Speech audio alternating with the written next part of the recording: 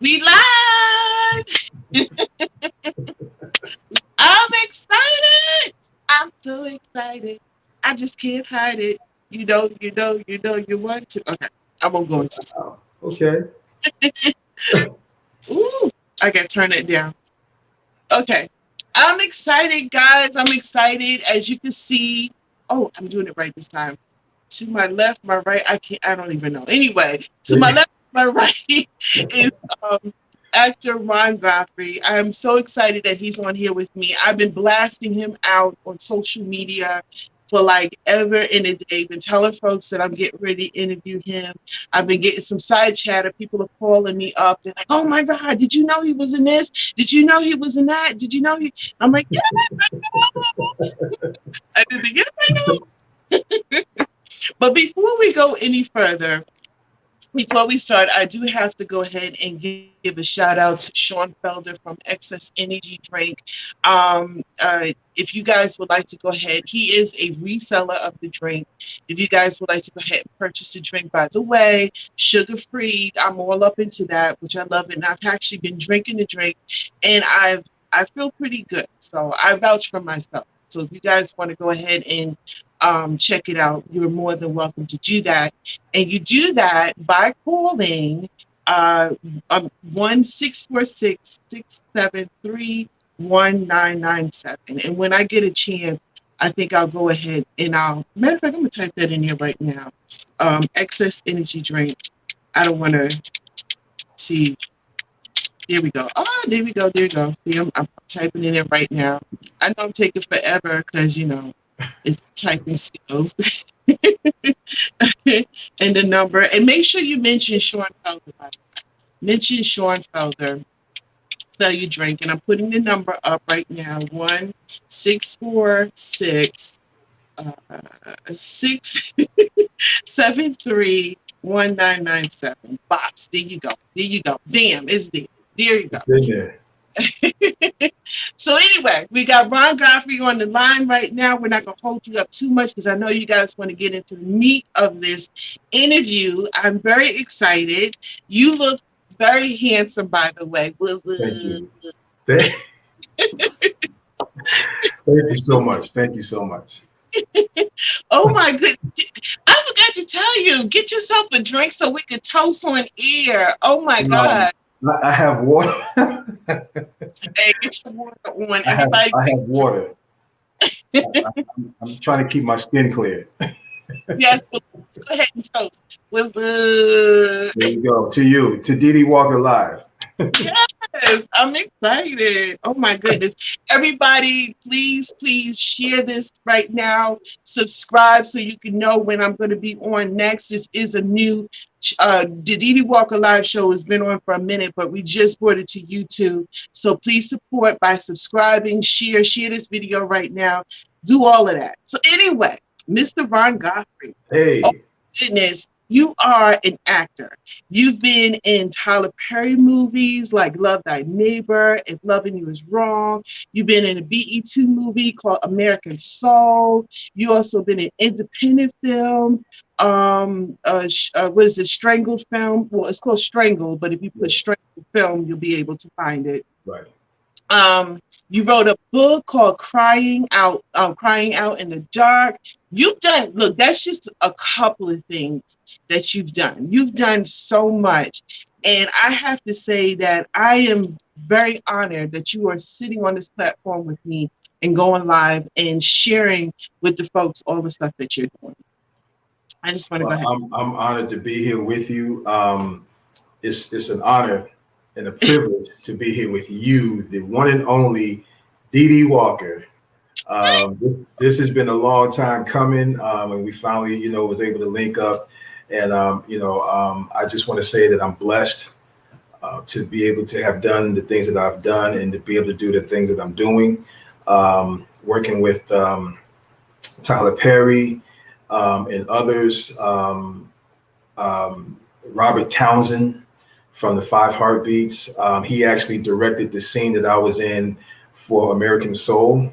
And I worked with a lot of great people, and it's just been a blessing. Tone Brown, Landon Grant, Brandon Bias, Tracy Whitlock, Robin Shockley, my man Cecil Henry. There's so many people that I've worked with, and I'm just blessed. Wow, wow, that's amazing. Your portfolio is amazing, and I'm gonna have to say that I looked you up. You're doing some great things, including the book that you just wrote. But we're not going to get into that just right now. The Okay. first thing I want to talk to you is what really inspires me as an up and coming actress, and I've always wanted to do it, never had the opportunity, and now I'm dabbling into it. What what I admire about you is that you actually caught the acting bug kind of a little bit later in your years. I mean, you still look like, what are you, like 21, 22?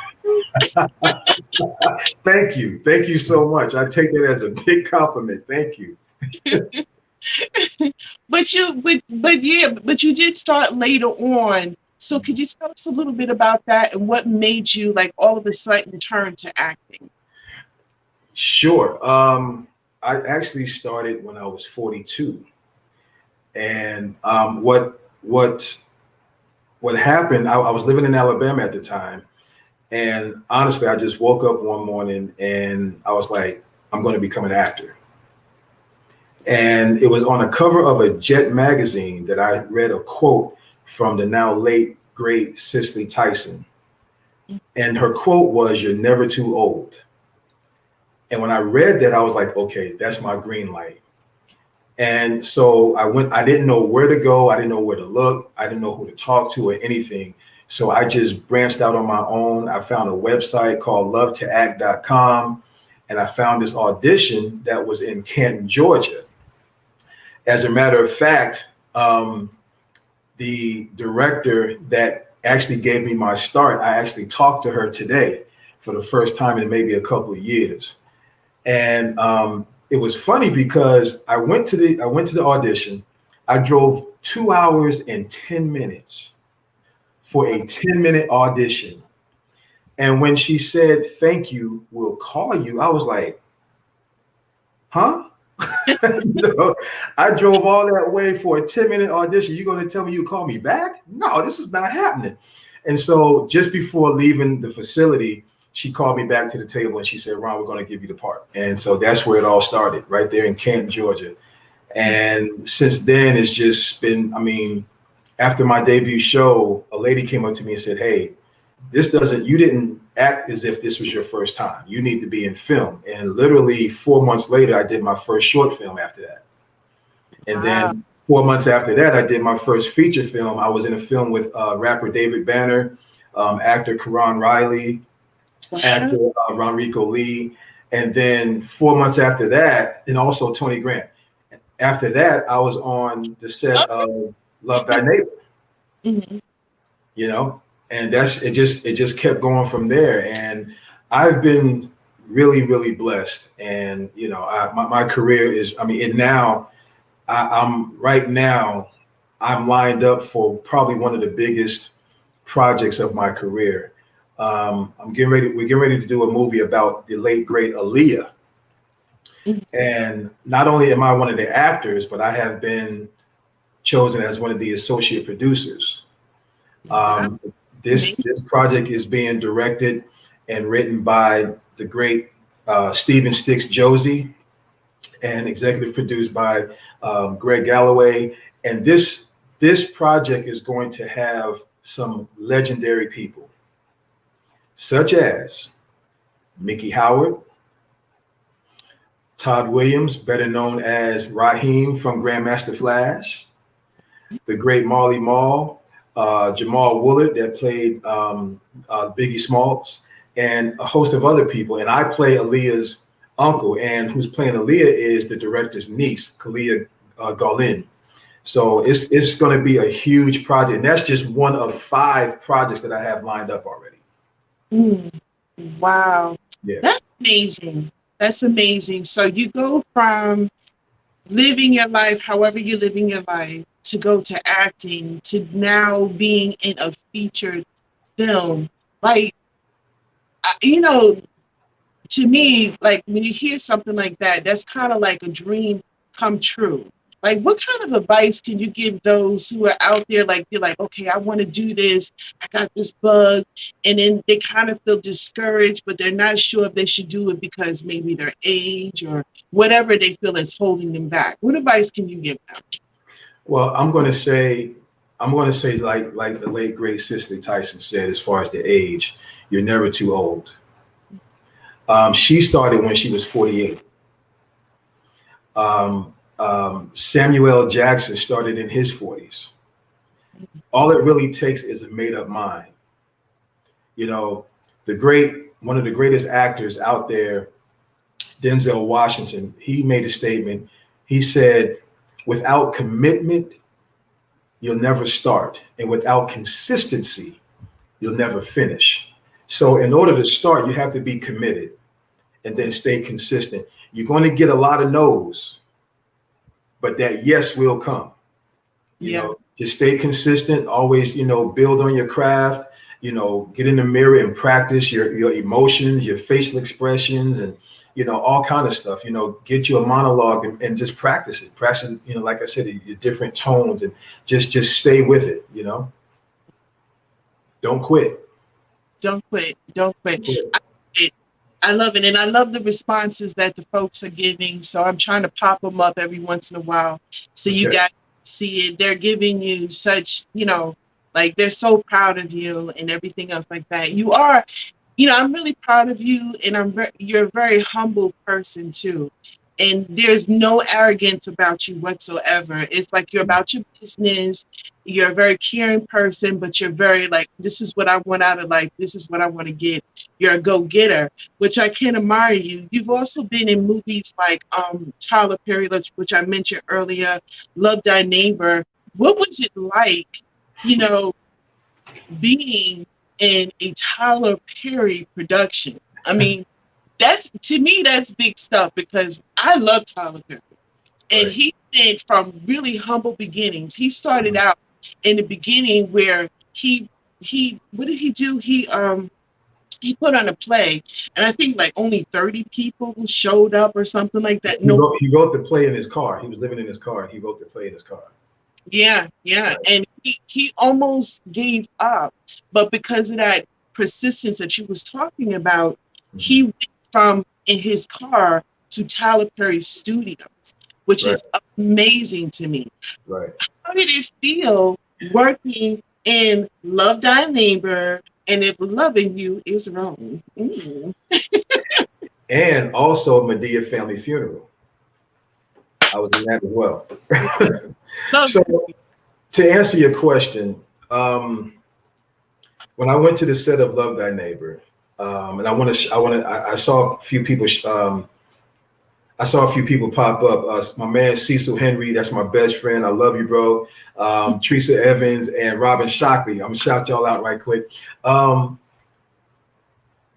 I went to Tyler Perry studio, first of all, I couldn't believe I was there. Okay, I could not believe I was there, and then to see him in action, it was just amazing. It was amazing. I didn't have a speaking part, but the parts that I had in each one of those productions, I was able to have a lot of camera time. And a lot of camera time at times is just as good as having a speaking role, because your face is being seen and you never know what can come out of that, I remember sitting there listening to him give instruction, okay? And I'm a sponge. Even now, when I go on somebody's set, I'm a sponge. I listen and I watch. I watch how the director moves. I watch what he or she says. I watch everything. That's how you learn. That's how you learn how to maneuver. And it was, to watch him, oh my God, it was unbelievable. Unbelievable. And I've got to ask you about the Strangled film. Well, Strangled, and you got to put behind it. I asked you about that. Before we went on, you had mentioned that you cut your hair for that. Oh, Strangled.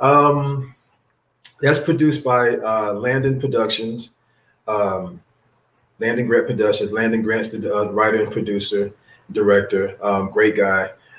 Yes, that was my first movie after I had cut my hair. You know, my to let everybody know, my actual comment about that was it was my first movie as a bald guy.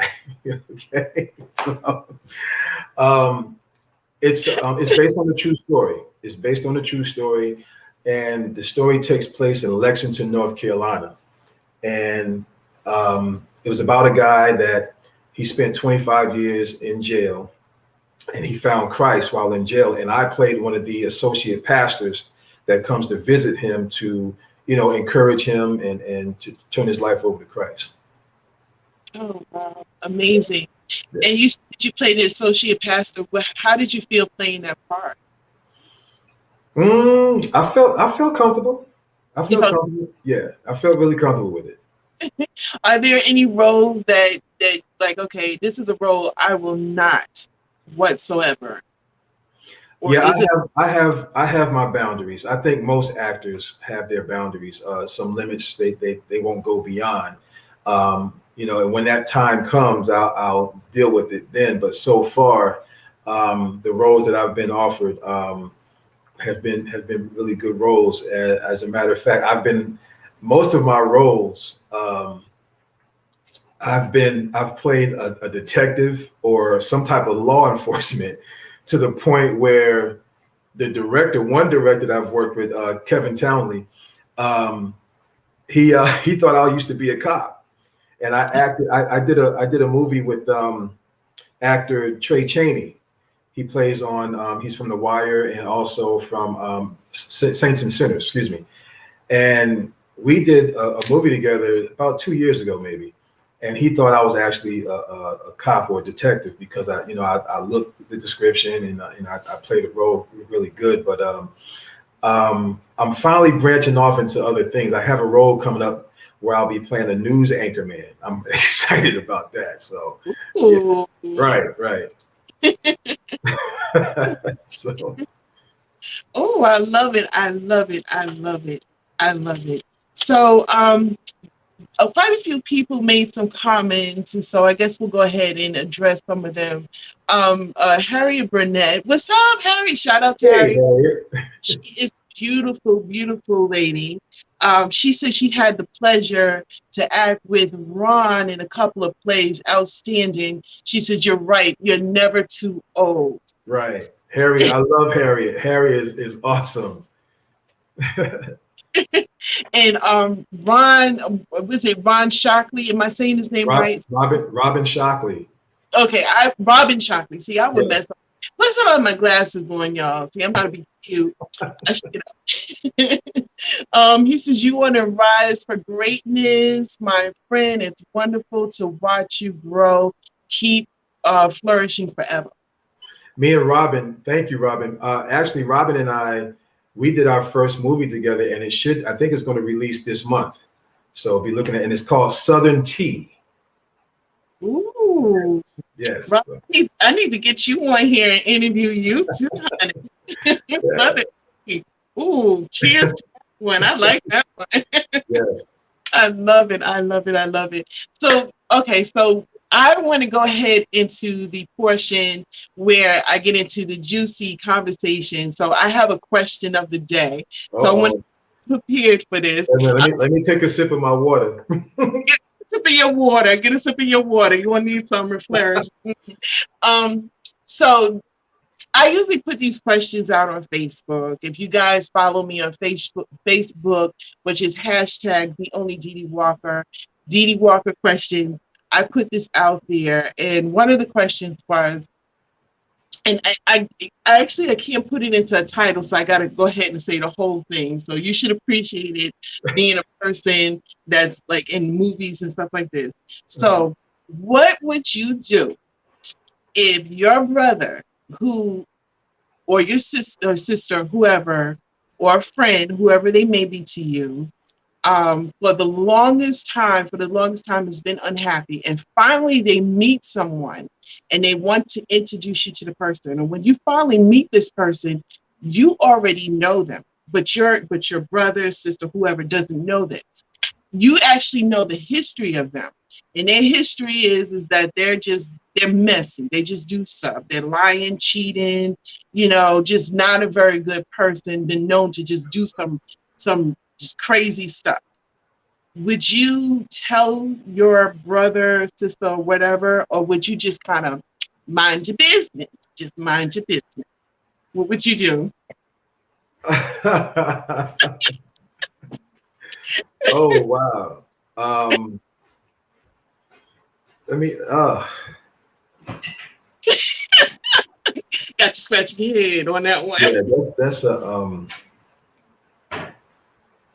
Well, to be honest with you, what I would do, I would say, hey, look, bro. I understand you're happy. You met this person, whatever, like that.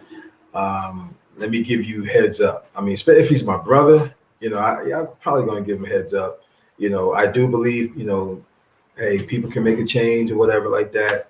But hey, this is what I know from the past. I just want to give you a heads up. I'll let you be the judge of what you do, how you do. But this is what I know of this person. Okay. I like that.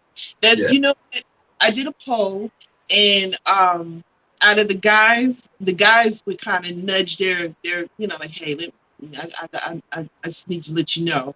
And the ladies, most of the ladies are like, they don't say nothing unless it indirectly affects them. But that's just a poll. Y'all don't get mad at me. Y'all jump on that poll and give me your Right. opinion too. But that's just a poll.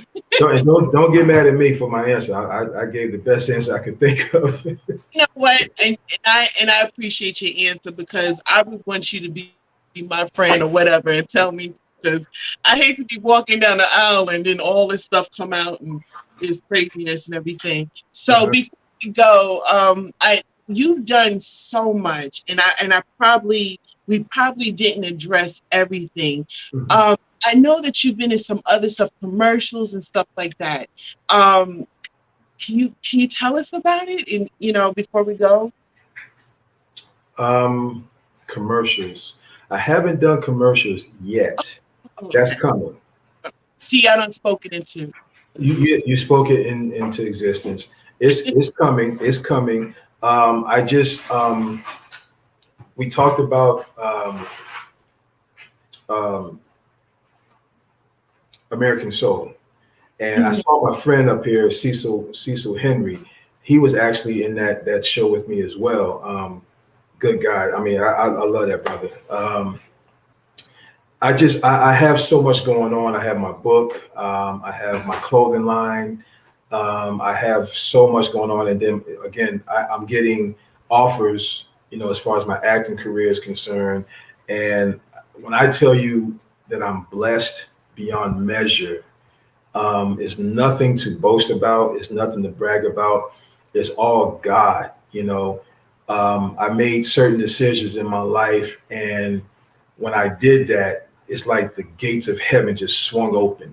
You know, um, and so I'm really thankful. I'm thankful for the support that I have. I have great support and people that follow me on the social media, and I have my own personal circle of people, very small, but they really have my back. Really have my back. Awesome, awesome. See that I'm sorry about jumping ahead with the commercials, but you know what? I'm speaking that into existence. Yes, you are. Other thing that we were talking about, I'm speaking to existence. Yes. I do want to talk about the book, because my producers and stuff like that were like, oh girl, don't get off of there without talking about that book. Can you please tell us a little bit about your book called Crying Out in the Dark? The Yes. title, There it is. about the title, yes. There it is. Crying out in the dark, everybody. There it is. Get your copy. Go to Amazon.com. Get your copy. Crying Out in the Dark is an autobiography. It's my true story. Um, and it centers around depression. Um, a lot of men are not quick to open up about their depression or their anxiety if they experience it. Okay. Um, people say, well, what made you do it? First of all, writing this book was very therapeutic for me. Okay. I had experienced a lot in my life, starting at the age of like 5, 6, okay, up into my adult years. And I talk about different events and different things that contributed to my depression, that contributed to my anxiety. And I'm not, without giving too much detail, because I want everybody to get the book, okay? And the book is doing very well. It's doing very well. This is actually, I think, my second or third interview about my book, and interview period. But I want people, and again, it's not just for men, but I'm targeting men because, again, we are born with this thing that we have to be strong, and we can't cry if we need to, and all this kind of stuff. We have to always show up as the protector. Yes, we are the protector, we are the providers, but we have a heart. We have feelings as well. And it doesn't make you a small man or a weak man if you cry. I just wanted to put that out there, It's best, I found out that it's best to get it out rather than to hold it in, because when you hold it in, it's just like a boiling pot. At some point, it'll boil over. And you don't know how it's gonna affect you. So there were points in my life that I was in a very dark place, and I talk about it, and people say, well, how did you get over it? I talked it out. I wrote it out. I didn't use medicine. I talk about my suicidal attempts. Yeah. And I'm still here. And there will be a part 2. Well, something, just you talking a little bit about it is very moving, and it's very inspirational, because you're right. A lot of men, and unfortunately, and I hope I'm not putting myself out there, but a lot of people of color have a problem with going to any type of therapy whatsoever. We feel that, get over it, or, some of us go to churches, so how we may handle it. Going to therapy is like the last thing. So I commend you for putting yourself out there and writing about it, because it's going to be, I know that it's going to help someone out there that may feel that, they can't talk about it, or if they talk about it, they might be looked at a certain way. And it's a beautiful thing. And thank you for writing that. I'm definitely going to go ahead and get the book. You said there's going to be a part 2? There's going to be a part 2. Oh my goodness. I definitely will get the part 2, and we'll bring you back to talk about part 2 as well. So another thing to speak in existence, do you think you'll make a movie out of the book or anything, or? Well, before I talk about that, I want to give a shout out to my publisher. That is Miss Naisha Davis. She was recommended to me by a mutual friend, Monica Jackson. And this book is actually a re-release. When I first wrote it, I had a bad experience with my prior publisher. So when Naisha got it, she looked at it, she was like, it's all wrong. Like, okay, do your thing. And when I tell you, she just just reinvented my book, and we made some edits and everything like that, reformat. My book has been doing very, very well. And I thank God for the blessing that he has put on this book, and for blessing me with a publisher like I have in Naisha. And I also want to shout out Angela Ashby and Teresa Evans for sticking with me, through this process as well. And I had many others. That's why I don't like, calling out too many names, because if I miss somebody might get, offended or whatever, and I don't want that. But the process for this book has been amazing. And, I'm just so happy with it. And make sure you get your copy. make sure you get your copy. If you don't get your copy, I'm telling you, I'm gonna come looking for you. I'm definitely gonna get my copy.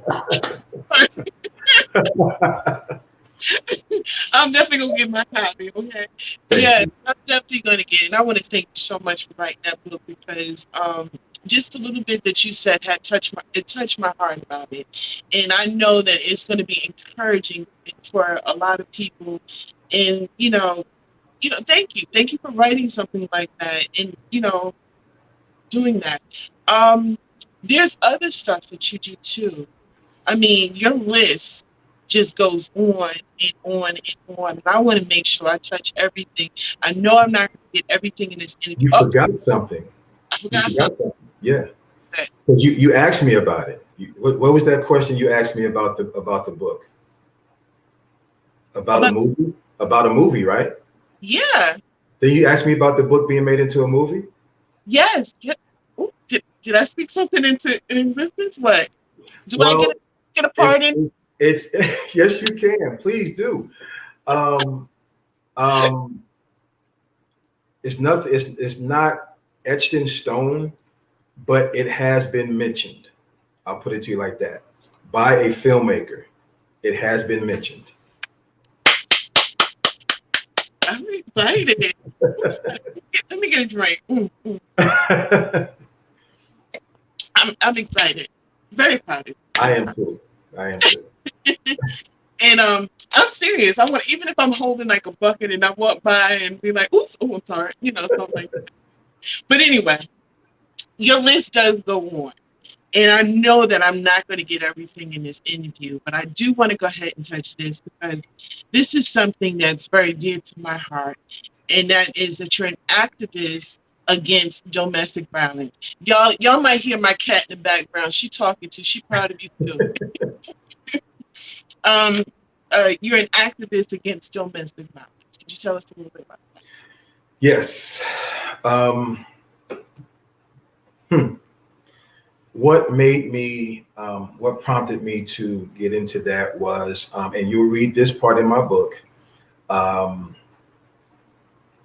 I witnessed my mother becoming a victim. That's nicely putting it, because I want to leave your mind open for the book when you actually read what happened. Um, and so I remember going to school the next day, and I had to be sent home because what had happened the previous night is like I relived it. I kept reliving it in my mind. Um, so as years went on, I said, I can't stand back or stand by and watch, this kind of stuff go on. And I remember I was working at a hotel in Connecticut. Connecticut is my home state, and I was working for a hotel there, and I was on a night shift, and I saw this car roll up, and I saw this gentleman hit his wife, and I almost lost it, you know. And and I've seen different things since that time. So those are some of the things that sparked me to want to, become an activist against domestic violence. And I've done an extensive research on how it starts. A lot of people don't even realize how it starts. It starts with people at a very young age, of how they see their parents, interact with each other. That's why it's very important that as parents, we don't have, put it like this, every conversation or every discussion is not for your children. If you have to ask the children to leave the room, or if you two have to, go out for a walk or drive or whatever to, discuss your issue, it should not happen in front of your children, because that child is watching and they're processing. And if they see it enough, they'll begin to think that this is normal behavior and it's okay, and it's not, So, without getting too deep into it, because when I get into it, I get really, emotional about it. that's one of the things I want to put it out there. If anyone that's watching, you're having an event and you need a guest speaker to speak on that, please, contact me and I'll be more than happy to work it into my schedule and come and speak. You're amazing. You really are. And again, I want to thank you so much for coming live with me. And what folks don't know, because I have people who have subscribed to the page, I have put up interviews that I have done, and I've done them on Facebook, and then I kind of put them back up on YouTube. But Ron Godfrey is my first person that I am going live with on YouTube. So I want to thank you so much, so much. You are amazing. That's awesome. You are like the perfect person to actually go live. Your story is amazing. I'm very proud of you, of what you have accomplished. For those tuning in right now, Ron Godfrey is an actor. He's an activist. He's out there. He wrote a book. I want you guys to get this book. It's called Crying Out in the Dark. There is chat on the streets that it might become a movie, and Dee Dee Walker Live is going to be in it. But I want to thank you so much, so much. And before you go, I want you, and by the way, I definitely have to invite you to come back, because you've got so much to talk about. So there's going to be a part 2. I hope I'm speaking that truly into existence. Yes, yes. There's got to be a part 2. And did I mention my clothing line? Did you mention my clothing line that I have out? This is what I'm talking about. No, we didn't. You didn't mention my clothing? How could you not mention my clothing line? How come I ain't wearing your clothes? What's up with that? You have to become a part of the Grind and Conquer Nation. Look at that. Oh, but see, that's what's up. That's the Grind and Conquer Nation. You got to become a part of that. Oh, well, honey, there I am. I'm a part of it now. I'm part of it. That's what's up. Yes. That's what's up. Oh my God. Like I'm saying, guys, this guy is freaking amazing. You are humble. You're out there doing stuff. I wish you like the biggest success ever. I already see you being like this mega star and everything. And I do hope that I get to get that interview once you, like, you up there doing your thing. You're already doing your thing, so I'm proud of you.